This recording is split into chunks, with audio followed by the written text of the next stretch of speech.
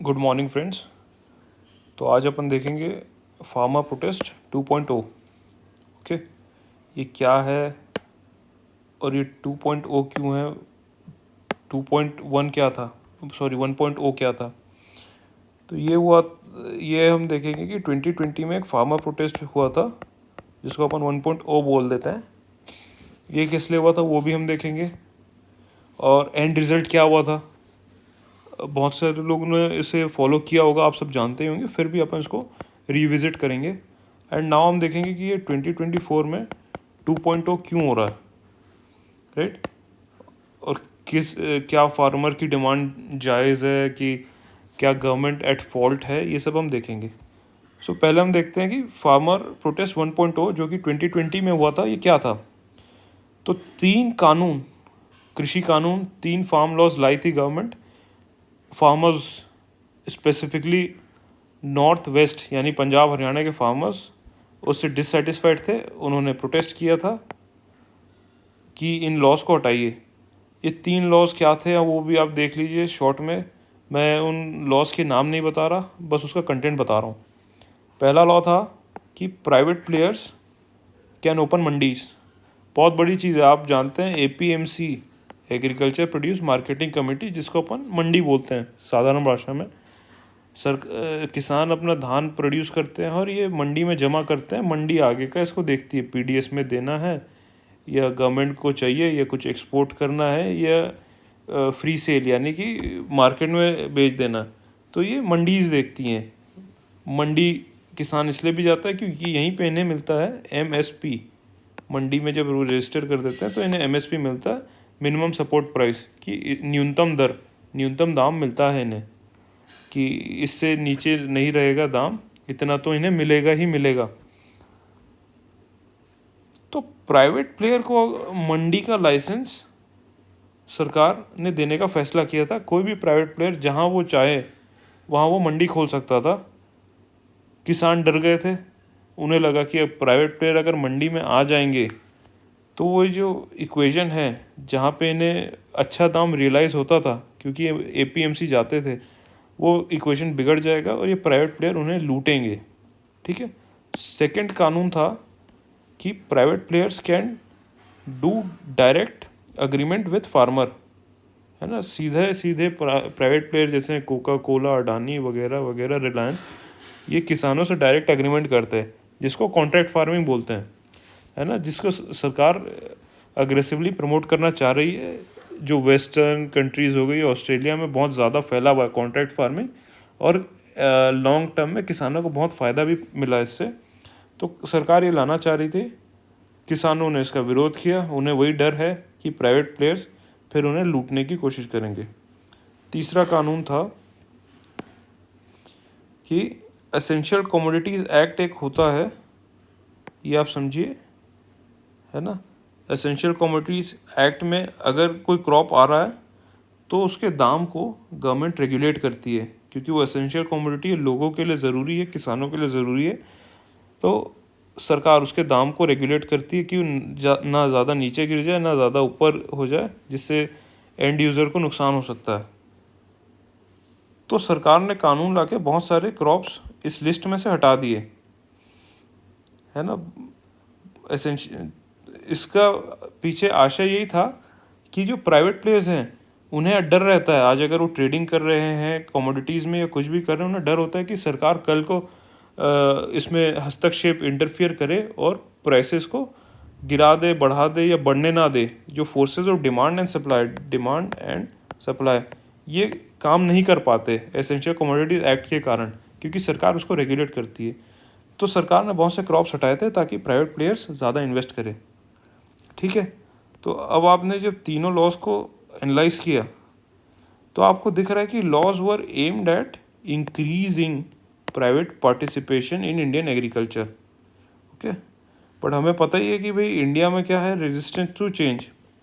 जब 1991 में LPG, है ना, LPG यानी लिबरलाइजेशन, प्राइवेटाइजेशन, ग्लोबलाइजेशन हुआ था, है ना, जो इंडियन इकोनॉमी को खोला गया था, तो बहुत से लोगों ने इसका विरोध किया था कि अब तो हमें फॉरेन कंट्रीज़ इंडियन इकोनॉमी को लूट लेंगी, वापस ब्रिटिश एरा आ जाएगा। एंड सेकेंडली आप देख सकते हैं कि जब कंप्यूटर्स आ रहे थे इंडिया में, तब भी लोग स्केप्टिकल थे, डाउटफुल थे कि ये कंप्यूटर्स जो हैं हमारा नुकसान करेंगे, राइट, जॉब्स छीन लेंगे। ऐसा हुआ नहीं, जॉब्स बढ़े ही, एफिशिएंसी बढ़ी इकोनॉमी की, राइट।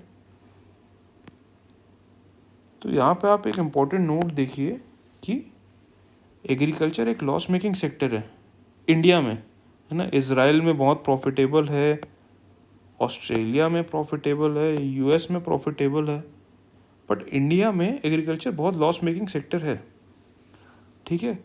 इसे एक सस्टेन किया जा रहा है बहुत सारी सब्सिडी देकर, फर्टिलाइज़र सब्सिडी, इनपुट, हर एक इनपुट पे सब्सिडी, एक एमएसपी अपन ने डिस्कस किया, ये दे के उसे सस्टेन किया जा रहा है ना। तो सरकार जो रिफॉर्म्स ला रही थी वो इसीलिए था कि प्राइवेट इन्वेस्टमेंट उसमें बढ़े, गवर्नमेंट पे से लोड हटे, जो टैक्स पेयर है उस पे से लोड हटे, प्राइवेट प्लेयर्स जिनके पास एक्चुअल फंड है और ज़्यादा एफिशिएंट भी हैं, और फंड्स हैं, वो इसमें आए, राइट।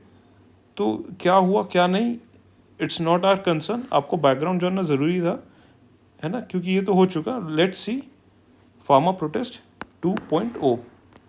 क्योंकि यहाँ पे बस दो इशू है। पहला कि गवर्नमेंट ने प्रॉमिस किया था कि बाय 2022 फार्मर के इनकम हम इंटू 2 कर देंगे, वो हुआ नहीं है। फार्मर्स जानना चाह रहे हैं ऐसा क्यों, और नहीं हुआ तो अब हम क्या करें। दूसरा है एमएसपी इम्प्लीमेंटेशन को, हम इसको डिटेल में समझेंगे क्या इशू है एमएसपी इम्प्लीमेंटेशन में, राइट। यहाँ साइड नोट है, ये कोई एग्ज़ाम पॉइंट, कोई एग्ज़ाम के लिए रिलेवेंट नहीं है, बस मैं आपको थोड़ा बैकग्राउंड भी दिखा रहा हूँ कि ये प्रोटेस्ट क्यों होगा। देखिए कनाडा से इंडिया कनाडा रिलेशंस बिगड़े जस्टिन ट्रूडो के बाद, जब वो खालिस्तान को सपोर्ट करने लग गए, तो बहुत सारे पंजाब के फार्मर्स और बच्चे जो कनाडा जाते थे उनके लिए ये एवेन्यू बंद हो गया, है ना।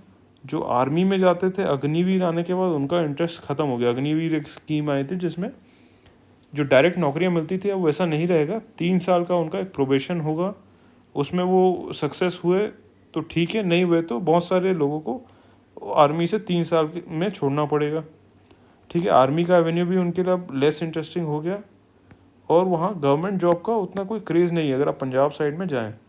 तो ये आपको बैकग्राउंड पता है कि ज़रूरी है, क्योंकि इन एमएसपी इशू से या फार्मर इनकम डबल इशू से पूरे इंडिया में बाकी स्टेट के फार्मर्स क्यों नहीं आ रहे, सिर्फ पंजाब के फार्मर्स क्यों आ रहे हैं, ये है उसका रीज़न, है ना। ये बहुत इंपॉर्टेंट रीज़न आपको जानना चाहिए। तो अब हम देखते हैं डबलिंग फार्मर्स इनकम। तो जैसे मैंने बताया कि 2016 में प्रॉमिस किया गया था कि 2022 तक हम फार्मर के इनकम को इंटू 2 कर देंगे, डबल कर देंगे। तो क्या मोदी जी ने, बड़ा question political, Dhruv Rathee, is Modi ji false promiser, है ना।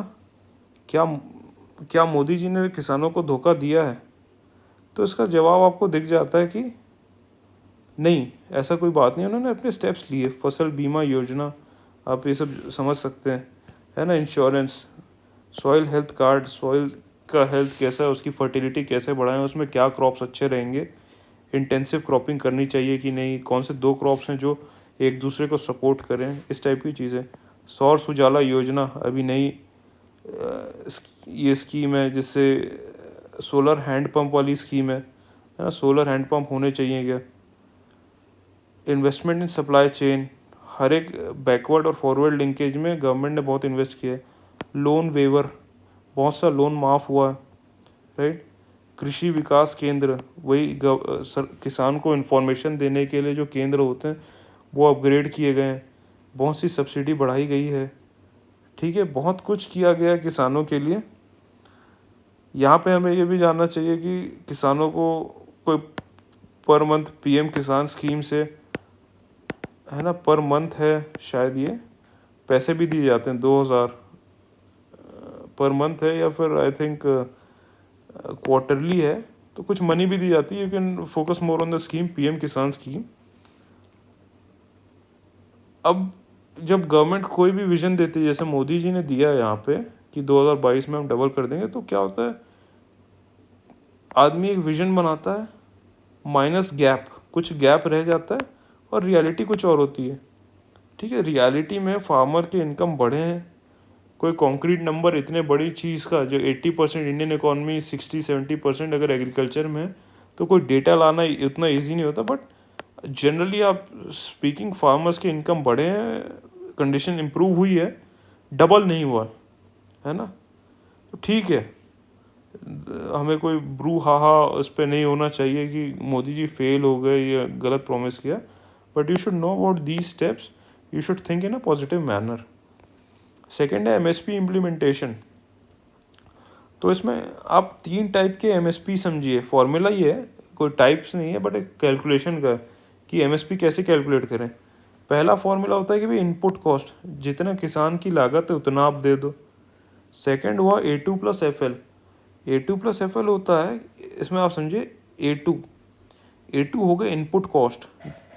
इसमें हम एक और चीज़ जोड़ा जाता है, ज़मीन का रेंट, है ना, कि भाई किसान अगर वो ज़मीन पे है उसका एक कोई नॉमिनल रेंट भी रहा होगा वो भी हमें देना चाहिए। और FL यानी फैमिली लेबर, ये इंपॉर्टेंट चीज़ है, ये इनोवेटिव चीज़ थी कि भाई किसान का पूरा परिवार दिन रात लगा हुआ है फसल उगाने में, तो उसकी जो डेली वेज होनी चाहिए उसको कैलकुलेट करते हुए फैमिली लेबर का भी एक कंपोनेंट होना चाहिए फॉर्मूला में। ये दोनों को ऐड करके उन्होंने बोला ये C2 होता है। ये C2 है प्रेजेंटली जो दिया जाता है सब जगह। ठीक है, कहीं कहीं इनपुट कॉस्ट बस मिलता है, कहीं कहीं C2 भी मिलता है।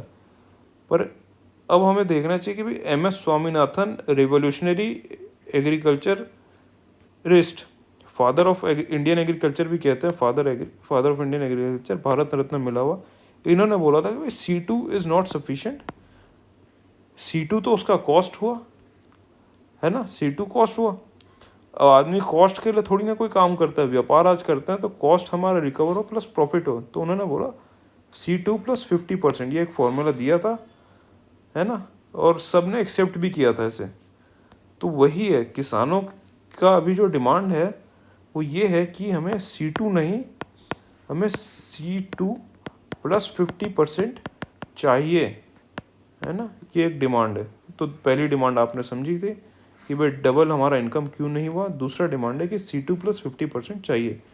ठीक है, यहाँ साइड नोट है, इंपॉर्टेंट साइड नोट है ना। फिर हम गवर्नमेंट की साइड भी देखें, जो गवर्नमेंट आज इनपुट कॉस्ट भी देती है वो भी WTO चैलेंज करता है कि आप इनपुट कॉस्ट दे रहे हैं, हम आपको ट्रेड करने नहीं देंगे, हम आपके लिए ट्रेड बैरियर क्रिएट कर देंगे, ये एक्सेप्टेबल नहीं है ना। C2+50% तो बहुत बड़ी बात हो जाएगी, इनपुट कॉस्ट को ही चैलेंज किया जाता है।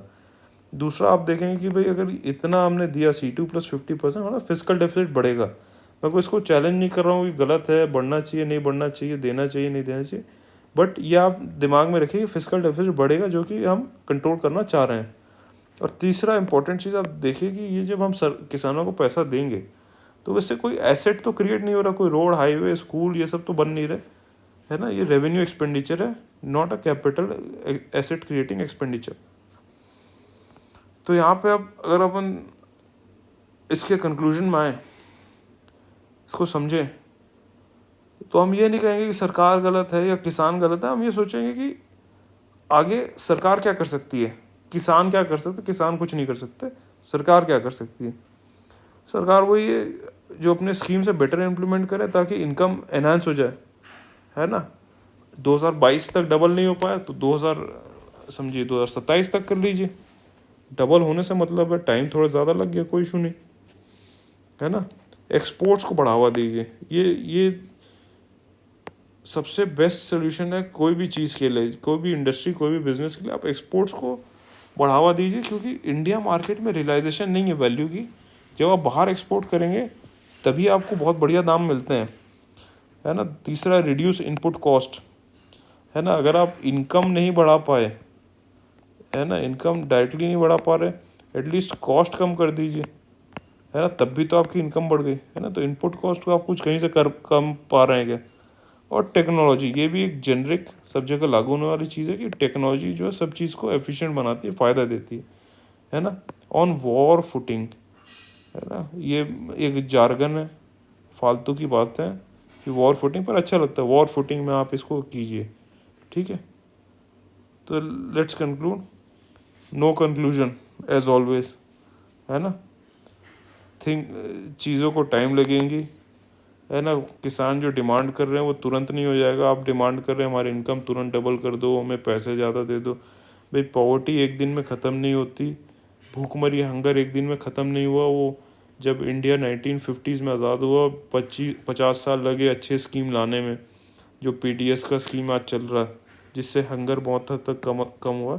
तो हमें समृद्ध जब होंगे तब हम ये सब इम्प्लीमेंट कर पाएंगे। हो सकता है जब हम 5 ट्रिलियन इकॉनमी हो जाए या 10 ट्रिलियन हो जाए तो क्यों नहीं हम C2+50 दे दें, क्यों नहीं हम 2x C2 दे दें, है ना, डबल C2 दे दें, ना कि सिर्फ उसका 50% एक्स्ट्रा। ये सब होगा, it will take time, right. So I am not giving any conclusion here. So I have explain to you what is farmer protest 2.0। कोई व्यूज़ फॉर्म करने की ज़रूरत नहीं है, कोई गलत सही नहीं है। Now you know the issue at best. Okay, thank you.